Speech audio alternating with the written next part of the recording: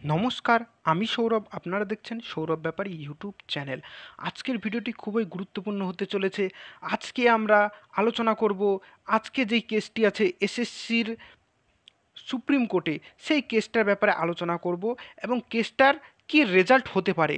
তাই ভিডিওটি মিস করবেন না এবং স্কিপ করবেন না। কিন্তু তার আগে একটি কথা বলবো, এই চ্যানেলে চাকরি সম্পর্কিত সব রকম নিত্য নতুন আপডেট দেওয়া হয়, তাই চ্যানেলটিকে সাবস্ক্রাইব করে পাশে থাকা বেল আইকনটি প্রেস করে দেবেন। এবং এই সুপ্রিম কোর্টে এই কেসের বিচারে যেই জাজমেন্টটি আসবে তার পিডিএফটি আমাদের টেলিগ্রাম চ্যানেলে দিয়ে দেওয়া হবে। টেলিগ্রাম চ্যানেলের লিঙ্ক ডিসক্রিপশানে আছে।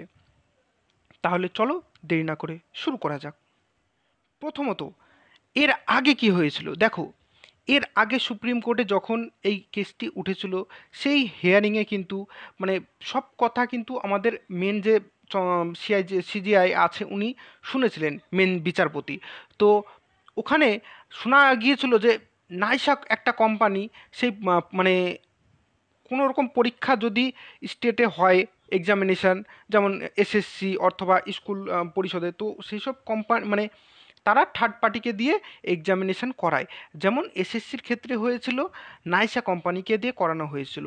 এবার সেখানে দুর্নীতি ধরা পড়ে যে কিছু প্রার্থীরা অযোগ্যভাবে চাকরি পেয়েছে এবং কিছু প্রার্থীরা যোগ্যভাবে চাকরি পেয়েছে।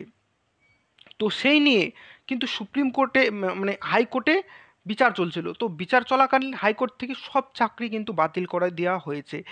এবার সেই রায়কে রাজ্য এবং যারা যোগ্য প্রার্থী চ্যালেঞ্জ করেছে সুপ্রিম কোর্টে, এবং সুপ্রিম কোর্টে সব কিছু শোনার পরে সেখানে দেখা গিয়েছে যে পুরো সিস্টেম, যে প্রধান বিচারপতি আছে উনি কিন্তু বলেছেন পুরো পুরো সিস্টেম কারাপ্টেড।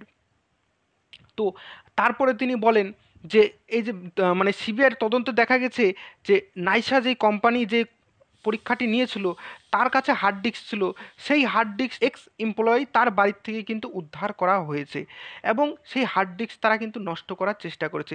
সেই হার্ড ডিস্কের ভিত্তিতে কিন্তু 8,000 জনের চাকরি কিন্তু যেতে চলেছিল মানে সুপ্রিম কোর্টের অনুসারে, কিন্তু সুপ্রিম কোর্টের কাছে তারা কিন্তু সময় চায় এবং সুপ্রিম কোর্ট কিন্তু এখন সেটাকে স্থগিত করে 16 জুলাই কিন্তু একটা ডেট দিয়েছে। সেই জুলাইতে 16 জুলাইতে কিন্তু তারা নেক্সট হিয়ারিং করবে। যে আর তারা কিন্তু যেই চাকরিটি বাতিল সুপ্রিম কোর্ট রায় দিয়েছিল, ওই হাইকোর্ট রায় দিয়েছিল, সেই বাতিলটাকে স্থগিতাদেশ দিয়ে সবার চাকরি বহাল থাকতে বলা হয়েছিল। এবং পরবর্তীতে মানে আজকে যেই হিয়ারিং হবে সেই হিয়ারিংয়ে হবার কথা কি, যে যারা যোগ্য তাদের চাকরি থাকবে, যারা অযোগ্য তাদের চাকরি চলে যাবে এবং তারা যতদিন সরকারি বেতন পেয়েছে সেই বেতন এবং তার সুদ সমেত ফেরত দিতে হবে। কিন্তু এখন কেসটা কিন্তু নতুন মোড় নিতে চলেছে। ওই কেসের সাথে কিন্তু আরও কিছু এসএলপি মানে ফাইল হয়েছে, আরও কিছু টিচার্সরা কিন্তু ফাইল করেছে। তো এর আগে মানে যেদিন হিয়ারিং হয়েছিল সেদিন কিন্তু বিচারপতি বলেছিলেন যে নেক্সট হিয়ারিংয়ে আমরা কিন্তু সবাইকে ভালো মতো শুনবো, এবং আজকের দিন কিন্তু সেই হিয়ারিং এবং ভালো মতো শুনবেন। এবং তার সাথে আরও কিছু কেস আছে। আশা করছি যে আজকে বিচারটা যদি হয়ে যায় খুব ভালো, কিন্তু এত কিছু ধ্যান দিয়ে কিন্তু এটা জানা যাচ্ছে যে আজকে কিন্তু পুরোপুরি রায় নাও আসতে পারে। এরপরে কিন্তু নেক্সট একটা ডেট আসতে পারে। তার কারণ কি, এসএসসি এবং রাজ্য সরকার চাচ্ছে যে ডেট আরও পিছিয়ে যাক। কেন? কারণ 2026-এ কিন্তু ভোট আছে, সেই ভোটটা তারা কিন্তু কোনোরকমভাবে পার করাতে চাচ্ছে। যেমন ডিএর ক্ষেত্রে কি বিচার হচ্ছে, ডিএর ক্ষেত্রে ডিএ কিন্তু 2022 থেকে চলেই আসছে, এখনও কিন্তু ডেট কিন্তু নতুন ডেট দেওয়া হলো, কোনো রকম বিচার করা হলো না।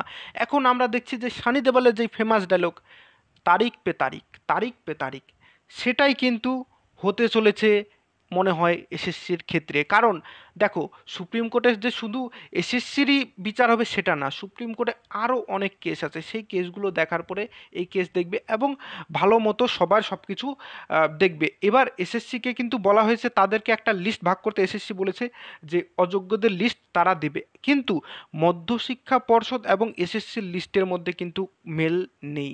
তাহলে কিন্তু আবার আবার কিন্তু তদন্ত করতে দেওয়া হবে, আবার নতুন ডেট দেওয়া হবে। এর ফলে কি হবে, সবার সময় নষ্ট। আশা করছি যে মানে আমি চাচ্ছি আমার তরফ থেকে আজকে যেন বিচারটা হয়ে যায় এবং যারা যোগ্য তারা যেন চাকরি ফিরে পায়। এবং বিচারটি কিন্তু কিছুক্ষণ পরেই স্টার্ট হতে চলেছে, হিয়ারিং। তো সেই হিয়ারিংয়ের প্রত্যেকটি ডিটেলস আমি এই চ্যানেলে দেবো। চ্যানেলটিকে সাবস্ক্রাইব করে রাখো এবং আমি লাইভ আসছি, লাইভে চলে আসো, আমি লাইভ আমরা হিয়ারিং দেখব। আর হিয়ারিংয়ের শেষে আমি লাইভ এই চ্যানেলে কি জাজমেন্ট আসছে পুরোপুরি বলবো। তাই চ্যানেলটিকে এক্ষুনি সাবস্ক্রাইব করে রাখুন। ধন্যবাদ।